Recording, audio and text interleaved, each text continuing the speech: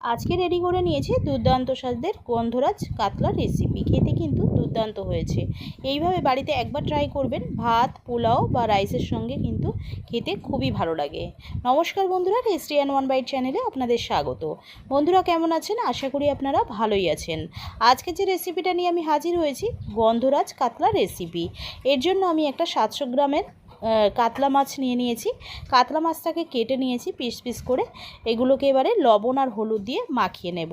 যে সকল বন্ধুরা ভিডিওটাকে দেখছেন তাদেরকে অনুরোধ রইল পুরো ভিডিওটা দেখার জন্য। আর যে সকল বন্ধুরা আমার চ্যানেলটিতে নতুন আছেন তাদেরকে অনুরোধ রইল পুরো ভিডিওটা দেখে যদি আপনাদের ভালো লাগে লাইক, সাবস্ক্রাইব এবং শেয়ার করতে কিন্তু ভুলবেন না। তো এখানে আমি লবণ আর হলুদ দিয়ে মাছটাকে মেখে নিচ্ছি। কড়াইতে সরিষার তেল দিয়ে দিলাম। তেলটা ভালোভাবে গরম হয়ে গেলে আমি এক এক করে মাছগুলোকে দিয়ে উল্টে পাল্টে লালচে লালচে করে ভেজে নেব।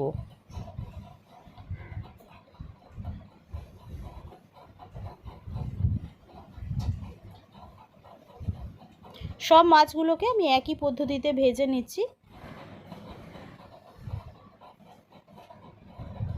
সব মাছগুলো ভাজা হয়ে গেছে। ওই তেলের মধ্যে দিয়ে দিলাম একটা মিডিয়াম সাইজের পেঁয়াজকে বেটে রেখেছিলাম, সেটাই দিয়ে ভালো করে নাড়াচাড়া করে বাদামি করে আমি ভেজে নেব। এরপরে দিয়ে দিলাম 1 চা চামচ আদা বাটা, দিয়ে ভালো করে নাড়াচাড়া করে নিলাম কিছুক্ষণ ধরে।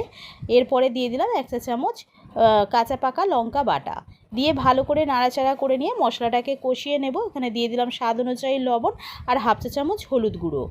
যতক্ষণ না পর্যন্ত মশলার কাঁচা গন্ধ যাচ্ছে ততক্ষণ কিন্তু ভালো করে কষিয়ে নিতে হবে। এরপরে দিয়ে দিলাম আমি টক দই। টক দই দিয়ে দিলাম প্রায় 100 গ্রাম মতো টক দই রয়েছে, দিয়ে ভালো করে নাড়াচাড়া করে আমি এটাকেও কষিয়ে নেব যতক্ষণ না তেল ছাড়ছে। মশলা থেকে তেল ছেড়ে দিলে গরম জল আমি এর মধ্যে দিয়ে দিলাম পরিমাণ মতো, দিয়ে নাড়াচাড়া করে নিয়ে আমি এক এক করে মাছগুলোকে এর মধ্যে দিয়ে দিচ্ছি।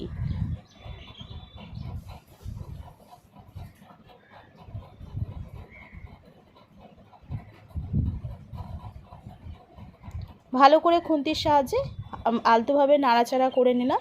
করে নিয়ে এবারে আমি এটাকে ঢাকা দিয়ে দেব, কিছুক্ষণ ফুটিয়ে নেব।